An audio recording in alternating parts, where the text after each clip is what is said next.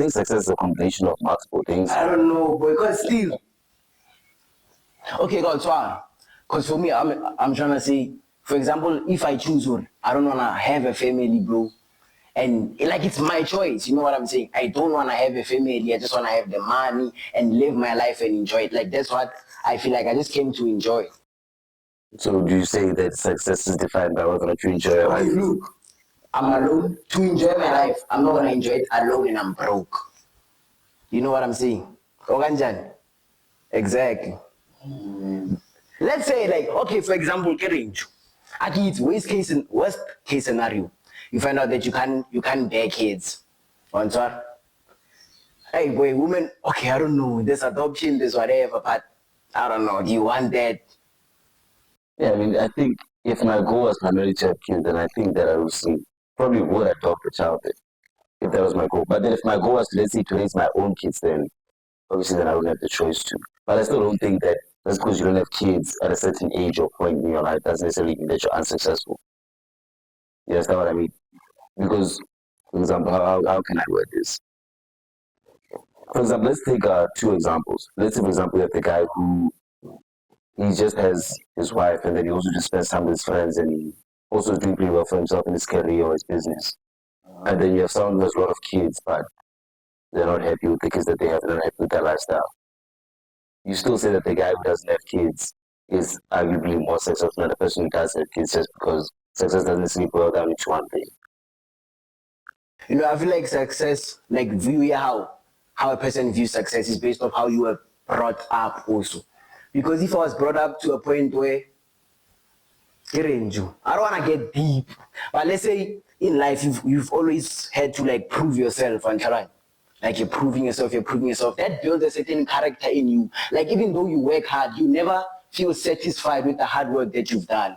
And so like you never really reach success. Like there's a person out there, Joe. That's why you can be crying in your Lamborghini, and there's people who you greedy for money, but you just never feel like you've done enough. And I feel like sometimes it happens to you, bro. And so like the experience how, because I don't know, maybe I need help. That's me. I feel like no matter how hard I work, boy, like it just never feels like enough.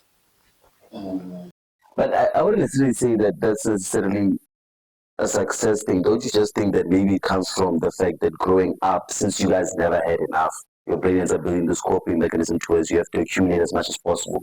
Then just in case you will I end up ever going be back, you want to successful? get there. Will I ever be successful? Because Yeah, because I also think that success is also a mental state. And you can also decide what your mental state is most. Because I feel like at some point, when as a person, you need to be like, okay, let me be objective about this. If I have, let's say, 10 million rand, does that mean now if I stop working today, then I'm going to end up going broke? Most probably not. So it's something you need to be realistic with yourself, yeah. Yeah, but I think obviously at the end of the day, it depends, I get on a lot of things. So for example, let's say hypothetically you're like 40 years old, you have 10 million rand, you already have a house and a car, and basically all your needs met. I think 10 million rand is necessarily enough for you to last for a few years. And doesn't necessarily mean that you should stop like building. You can obviously just then like put that money to work like into a rental property or investment. Then it just makes money come, slowly as things. Question on that. Let's say you have all the money in the world. How are you raising your kids? Because this goes back to what I'm saying, like success, how it's built in a character you mood as you grow up. You have million rands. How are you raising your kids?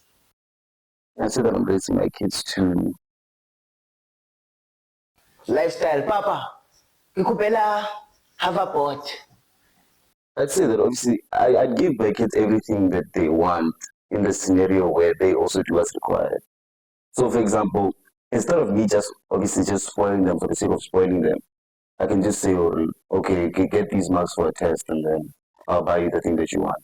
So then now they end up learning a relationship between, okay, so whenever I do something productive, it leads to me getting a good outcome. I don't just get things in life just because I ask for them. Which I think is the reason why obviously a lot of people will end up getting entitled. Like I think that's where also that stereotype of rich rich kids are snobs or like they're very entitled because I think it's a generalization, but sure. But I think it's maybe because of the fact that obviously like when they ask for what they want, they just immediately get it without any friction or things of that nature. So now your brain starts subconsciously associating that with everything else in life. You get what I'm saying? You start thinking that you don't necessarily need to work just because you can always fall on someone else's back. Now, Which is if obviously, I'd say it's a bad like, thing. it's something that's already there. Like you develop a certain comfortability when you're in a certain position. And so I can say that with you now. Let's say, okay, you went to a public school away sharp, but there's someone oiling skolo sa kasi, di wala tsene mo tropong jo. Skolo sa kasi, grind ya hao le high. You're not gonna view it the same. View ya how your success, view ya high is not gonna be viewed the same. For you na uko kasi, bro. If I pull up with a beamer now, I'm successful, you know. And I feel like it's also what limits certain people. Like you can be working hard, you say cars, and then once you get that beamer, you see, hey, I'm too. You know what I'm saying? Then that's success to you. You can't even see further than that. You know what I'm saying? But for example, you went to a school in town, you did accounting, you did business. You know what I'm saying? But be honest, education system is not the same. So you know, okay, in order to make money, saving doesn't really help because there's something called inflation. If I save this, but the inflation rate is higher than what I saved annually, then I kind of lost money. You know what I'm saying? Like you get this knowledge, and then for you, success is viewed differently. Let's say you had money, like Nosa Sokol, you never struggled for bread. Then money is not really like a big deal. You find success in other things. I want to be a peaceful person. For example, you exercise. I want to exercise. That for you, having a good body, being healthy, that's success to you. You know what I'm saying? Hold on, I know what you mean, but I'm asking you is that person's definition of success, the one who comes from Kasi, is necessarily wrong? Because I don't necessarily think that it's possible to have a wrong view of success. Because then they get it all boils down to different factors, like you said. So, for example, for him, making it out the hood and getting that beamer is success. And if he's genuinely happy with that, then who am I to say there's no his success should be? So you can't really define the word Yeah, I don't success. think that is necessarily like an objective decision, an objective definition of success. Okay, this is what I asked ChatGPT before we came. What is success, and how does your upbringing influence your perception of it? Success isn't one fixed thing. It's a personal definition of a meaningful life. For some people, it's money, status, or recognition. For others, it's peace, freedom, purpose, relationships, or impact. The key idea is that success is not universal, it's constructed. That's why I'm saying, I'm not disputing that success is not one definition or whatever. I'm just relating for success. View how your success it has yeah, that's what I was saying when it's subjective. That's why I was asking you, do you think that success is an objective definition, or do you think it's a subjective thing?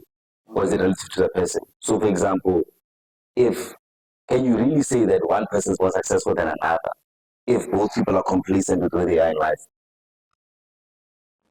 So for example, think about it, think about it like this. Let's say for example, Tamaro Taka, he ends up making out the hood and after he gets himself a nice 3 series.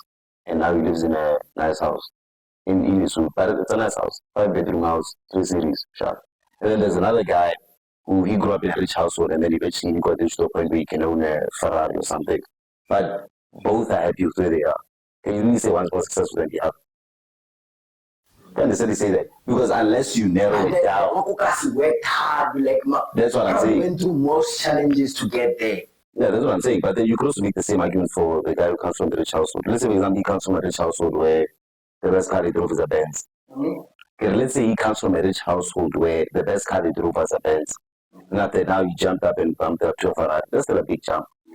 So, but then again, can you say one's more successful than the other, or are both just plain successful by definition?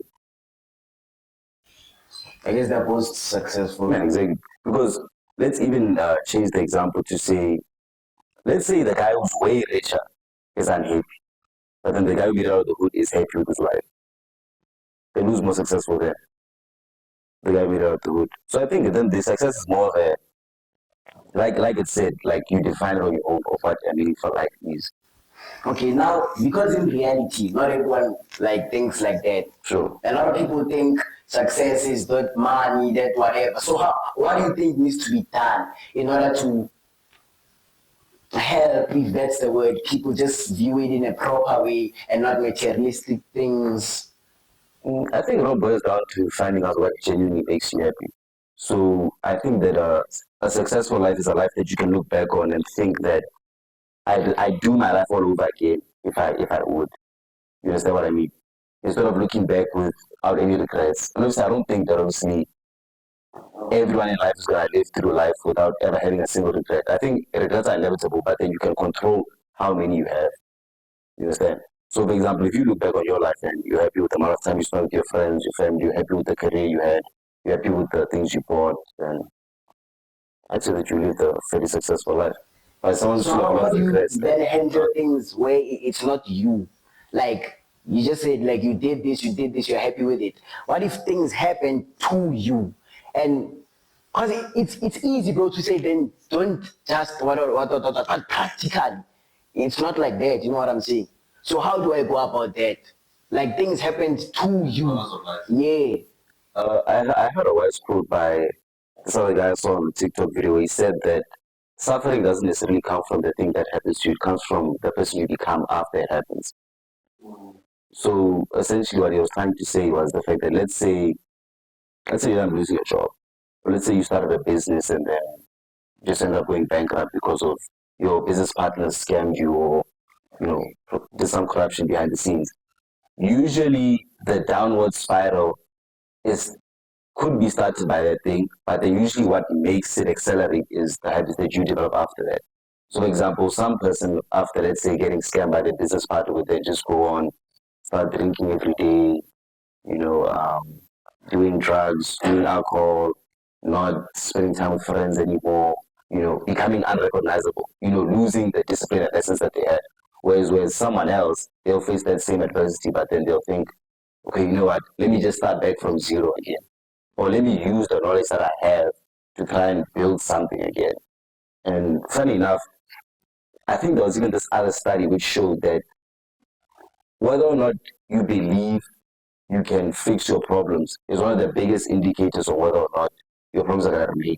So people who thought that their problems are out of their control and they can't change anything about that were more likely to stay with them compared to those exactly compared to those who thought that no, I could turn this thing around and change Vibrations and things. stuff. This all boils down to the fact that, like I said, towards people think that, oh, towards what the study showed, to that people who think that they can fix their problems and change their life do end up fixing the problems and change their life compared to people who don't think that they can do anything about it. So how do I become someone like that? I think it's just a matter of reflecting and detaching from the situation as a whole and not viewing things from an emotional lens. Because obviously, I think that the main reason why we tend to make mistakes as people is because of the fact that we're humans and we're driven a lot by emotion instead of logic. I'm not saying that there's anything wrong with being driven by emotional decisions, but there's certain areas in life where you're supposed to be logical about them. So I like thinking things from the perspective of, for example, whenever a bad thing happens to me, I like remembering the fact that there's many bad things that happened to me before this event that I don't care about anymore. You understand what I'm saying? And that's one of the key things that I've realized also when I started journaling. So when I started journaling, I like write down whenever things weren't going well, and then like a few months from then, I look back and I think, damn, like, and now I don't even think about this thing that happened. I used to think it's this big deal. You understand what I mean?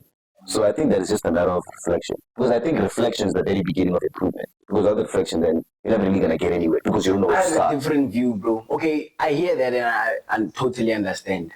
But case scenario, okay, firstly, I believe like each and everything that happens to you leaves a mark, bro. Even if it's not a big ass scar, but just that small mark, and it stays with you. For example, let's say you're in a relationship, you experience like they cheat on you, and there were certain behaviors that were done. You go to the next relationship, and you sense the slightest thing, already it triggers something. You know what I'm saying? So as I was saying, growing up, you go through all these things. Like it leaves those small marks that develop the way you think towards other things. Answer. So it's kind of hard to To let go or to let reflect. go. I mean, true, but I think at the end of the day, the process of improving is not necessarily about completely letting it go. It's about not letting it control you anymore. So, for example, the difference between someone who's confident and someone who's not confident is what? Not necessarily the way they feel, but the way they behave. So, I'll give you this example. So, let's say there's a guy who, let's say he wants to do public speaking, he wants to speak on stage. Everyone does public speaking gets nerves. Like everyone, almost like all public speakers say they get nerves. But the difference between, exactly. But then now the difference between those who are confident speakers and those who are not confident speakers is what? The way they handle the nerves. So they get the emotion, but then they still realize, oh, I still need to speak confidently and voice what I want to say no matter what. Well, usually people are very nervous. What they'll do is they'll either want to reschedule this talk for another time or they'll avoid it completely as a whole. You understand what I mean? So at the end of the day, it's not necessarily a matter of just how you feel, but it's reacting regardless of how you feel. It's like being brave. Like if you do something you're afraid to do, then you're being brave. Then the rule of when you see a pretty girl there, 1, 2, 3, go. Exactly. You just go. Sometimes like you really just need to start that business and be like, you know what, I don't know what's gonna happen, but let's see what happens. Sometimes you need to just, apply for that job, apply for that career, start that play, start whatever you wanna do. So for example, they're not building those things because they're expecting them to happen or want them to happen. They're building it just in case. Because that thing of if you can't stop something, you can at least respond to it in a better way. Yeah. Hey, bro, it's not easy. That's one thing I can tell you. Yeah, it's definitely not easy. Because I mean, at the end of the day, it all boils down to exposure therapy, right? I think I remember this one guy. He was giving this analogy to his. You ever like see those videos of those guys on YouTube, like approaching 100 women and things like that. So it's like obviously they're not like the first girl you approach, they're gonna be like very scared, very anxious, very nervous, stuff like that. Then when they get to the fifth girl, they're still anxious and nervous and scared, but it's less than the first time. Ooh, and then even after the 50th one, they get less scared. Of how to like achieving your goals. Okay, another thing in stereotypes, I tend to like believe in a lot of things like stereotypes. Like that just works. Like a lot of the stereotypes I've believed in come true. So like, why wouldn't I continue believing in that? Sharp. So the manare, the law of 62.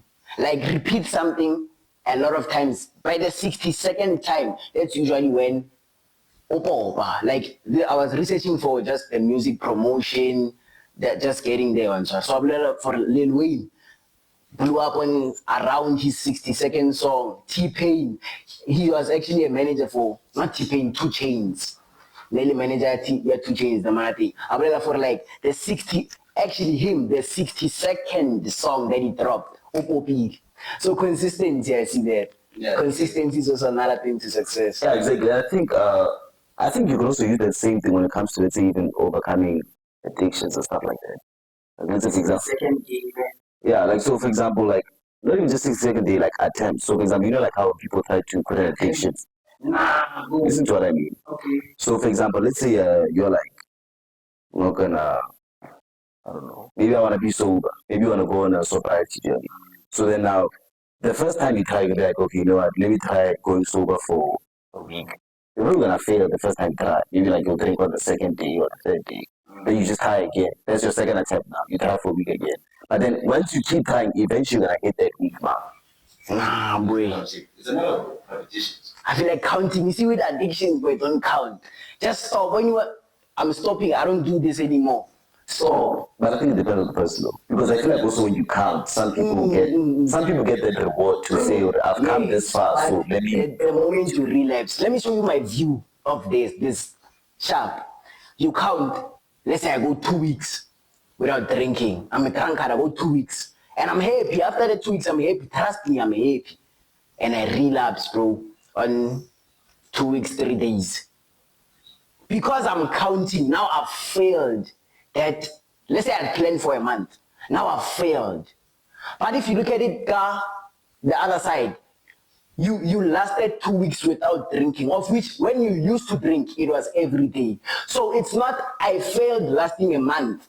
I lasted 2 weeks without drinking. It's less than what I'll do in a month. You know what I'm saying? So you're actually decreasing the amount you were drinking. Because what you're saying, you're saying I'm gonna stop for a month.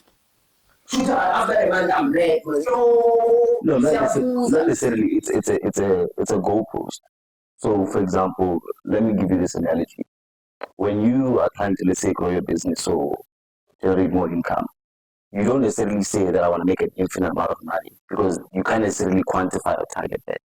So what do? You say like, okay, this month I want my business to make 100K in revenue.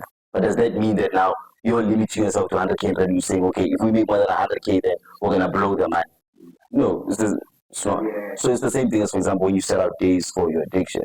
You're just saying that I'm going to give myself this goal. Then once I reach this goal, then you can push it further again to say, you know what, let me go 21 days.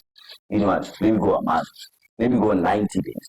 Then usually at some point, you're going to get to the point where you realize that, okay, I don't necessarily even need to keep tracking anymore. So the whole point of the tracking is not for you to say, well, okay, I'm going to do this for this much and then quit. The whole point is to track your progress, see it play out and see, hey, wow, I've actually come this far. I've gone 90 days without drinking. So since I want to keep this drink for the rest of my life, and now I'm at a point where I'm comfortable not drinking, I can just not drink at all anymore. Okay. So that's the point. Nah, I hear that. But back to the consistency one I was saying for reaching success.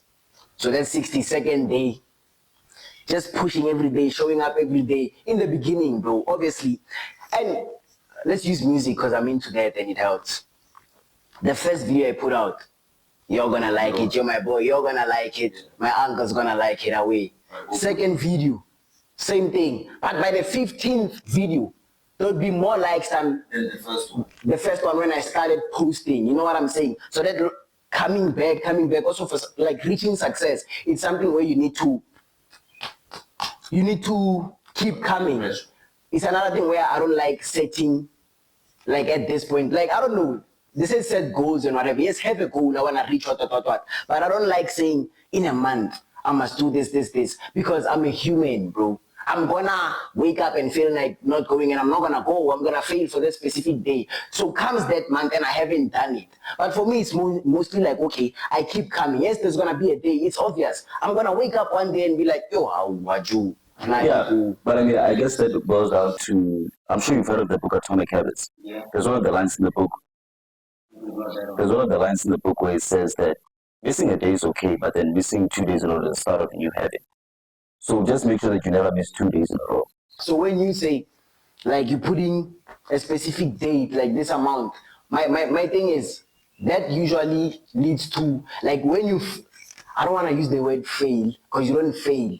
Fail means like it's child, like you can't do it again. So when you get delayed in your plan, then it starts to, like it feels catastrophic. You know what I'm saying? Oh, because it feels like I'm starting back at zero. Yes, but if you look at it, Elju, okay, most of the time I used to do this, bro, I was drinking every day. Now, bro, I'm not drinking every day. Yes, I drank today, but that doesn't mean I'm a drunkard.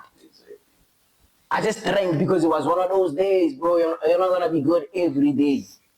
Success, getting there every day. I post it, bro. Trust me, as they come up, it's bad, boy. Get there, check a video, you posted it 2 weeks back, it's on 32 likes. You know what I'm saying? But you keep coming back. Now I can see the difference from 32 on 200 and something. Okay, pretty gradually this thing is going. Yeah, I mean, facts. So you're saying that whenever someone relapses, they should essentially not think that it's the end of the world. And instead, they should look back and think, well, back then, I used to not do this every day. I used to do this every day. Yeah, I used to do this every day. And now I don't even do it every day. And the last time I did was 2 weeks ago. Exactly. So I think that's the better mindset to have. And then because I remember even one guy once said that you don't necessarily ever experience life, you experience your perspective of life. So like how you see things to be is how you're going to perceive them to be. Does that make sense? That's why I was saying the vibrations thing, bro. Like your mind, I feel like you can literally control what happens around you, but I don't wanna lie, boy. I don't think you can control what happens around you, but I think you can notice what happens around you. Does that make sense? Elaborate. So for example, you think that all the opportunities that you're getting today are all of a sudden popping out of nowhere, but in reality those opportunities were always there, you were just never taking them. You understand what I mean? So it's kind of the same thing as, for example, let's say someone used to be an introvert and they never spoke to people. But then all of a sudden now they start going to social gatherings and communicating with people. Then they find out that, oh, people actually like me, want to be my friend. Those people were there even when you were introvert. It's just that since you never approached them and took initiative, you never knew. Whereas now when you actually started socializing and being an extrovert, that's when you started seeing, oh, people actually like you. So that people now maybe started liking you after you became an extrovert. They've been liking you. It's just that you're only losing it now because of the fact that you started engaging and changed your perspective on things. Nah, personally, I'm not believe in superstitions because I mean, it's even proven that most people just fail to recognize patterns. Pattern recording, yo, that's another thing, bro. You need to learn to recognize your patterns, bro. Like when you see Eju, did any, like for example, that drinking addiction. You notice that okay, every time I'm home and I'm bored, I feel like there's nothing to do. I go buy a beer, bro. Then just don't be home and bored with nothing to do. It removes you from that thought, okay, I need to, you know what I'm saying? Just keep busy, that type of thing. Pattern recording, trust me, bro. Ending an addiction is not necessarily about stopping the action on its own. It's about stopping the cues that ever bring it. You understand what I'm saying? So, for example, most people aren't lazy. They're just in an environment that makes them lazy. So, if you're, let's say, always in your bedroom scrolling on TikTok, then yeah, of course, you're going to end up doing that because there's nothing else to do. Whereas, now, let's say every day you show up to a library, you're probably going to read more and you're not going to scroll on TikTok and things of that nature because of the fact that you're in a new environment. That's why I even had somewhere where they say that your environment is more powerful than your own will. You understand? So whenever you're around like people who are doing the things you don't want to do, you'll end up eventually also doing the things you don't want to do. Yep. Okay, I have a question on reaching success. Ne? Do you feel like once you found your purpose, like what you were, okay, do you believe there's something that you were meant to do? Like Eden was meant to do this in this world. Like you were just born for that. Yeah. No, I think you decide that. I think that you decide that. Let's take Disky for example, bro. Messi was discovered as a kid, bro. Like there's a kid with one more or like exactly. But I mean, that's ignoring the fact that I'm sure there's many people out there in the world who are probably as good as Messi, but since they never really got the opportunity or blew up, you don't know about them. It doesn't necessarily mean that you were born for that. It's just a matter of the right time and place, and also you liking that thing. Can you give me an example to why you think that? Mandela. Like it was scripted for him. That was his chapter. He was supposed to come and fight for whatever. Then I didn't do history. You know what I'm saying? But as far as I can remember from social science, like he was supposed to stand in the front of those marches, you know, raise a fist and go to prison for those specific years, come out, become president and whatever. Like that was his path. It was scripted, written for him. But that's assuming that was just fate, though. But also part of the things that he did was it was also his own personal choice. So I think that he also like chose to say, I'm gonna be the one who represents the black community.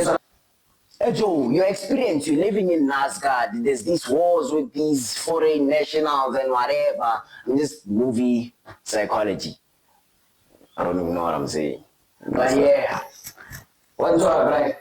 I mean, I get what you mean, but I still don't think that people are naturally born for certain things. I think there's people who things come easy to, like they look for a saying, and then whether or not you capitalize on it was up to you.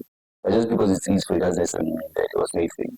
So, for example, what about the kids who were extremely good at football and were arguably better than a lot of the professionals we see, but they never made it? Does that mean that they were never made for football in the first place? Hey, bro, life was just unfair for you, dog.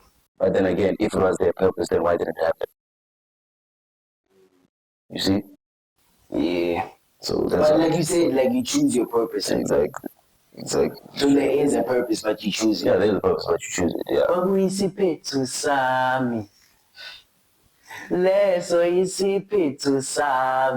It's coming. I get you. So then diving on a purpose as well, how do you think people find their purpose? You decide your purpose, like you said. From your experiences, I believe. For example, me, for example, I know that I'm a very good speaker. Like when I speak, people listen. I love speaking. Sometimes I speak gag, sometimes I speak some real shit. So I have a talent of acting, of music, and I believe I have good things to say. Why don't I use my talents to inspire Ethan out there who's going through something similar or just going through something? So I feel like, you see, Petro Sami, it's my calling to learn from what I've experienced, what I keep experiencing from other people. Put it down, write it down, make it a song, something that people can relate to, and inspire Ethan out there who's looking for motivation but can't find it at home. Yeah, I think you see, I think that's one of the great examples of how people find their purpose. I think people find their purpose within their talents. Do you feel like you found your purpose?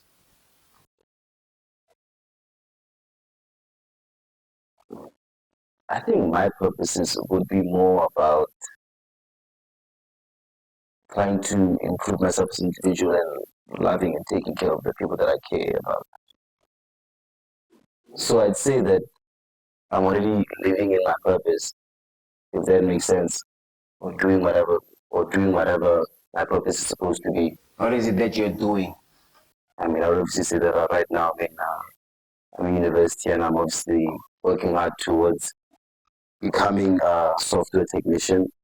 And then I'd say that when it comes to taking care of the people around me, I don't necessarily think that also you need to take care of the people around you like monetarily through money, but just being there for people, just being good for people, being supportive, and lending a hand when you can is already enough to care about the people you care about, especially for the point where I'm at in life. So I said that's my purpose. I say my purpose is improving myself and also loving the people that I care about. So you didn't say like you're looking at a certain career path, like I was meant to be in this path. No. I'd say that whatever makes me better is what's going to be meant for me. So hypothetically, let's say I become a software engineer, but then I realize that, okay, maybe I'll be better off in data science. I won't necessarily think that I'm staying away from my purpose because I won't necessarily say that my job or title or relationship with one person or a job with one specific thing is my purpose. Like it's versatile.